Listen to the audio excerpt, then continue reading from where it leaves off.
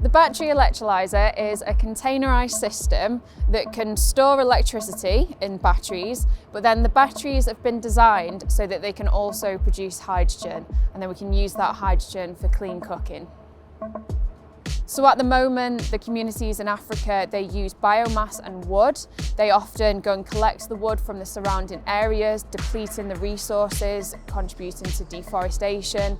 And when they burn that wood, it releases harmful pollutants, which causes premature deaths, particularly in women and young children. So if they're using hydrogen instead, then the only waste product is water, and it's a source of renewable energy.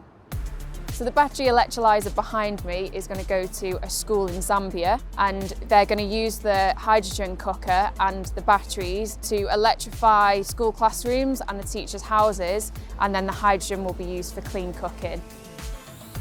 So the way that the battery electrolyser works is quite simple. It works like a normal lead-acid battery. It can store electrical energy, but then when we overcharge the battery, we split the water that's in the electrolyte into hydrogen and oxygen via electrolysis.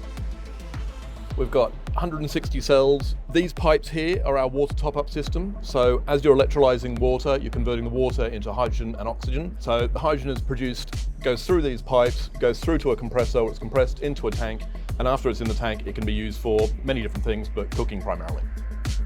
So the reason why we've chosen the African communities is because people, particularly in sub-Saharan Africa, lack access to electricity. So we want to provide them with energy sustainability and a source of renewable energy.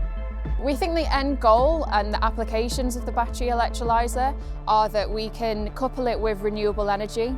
So I think the battery electrolyser will be perfect for coupling with wind farms in the UK, and then worldwide coupling with intermittent renewable energy sources.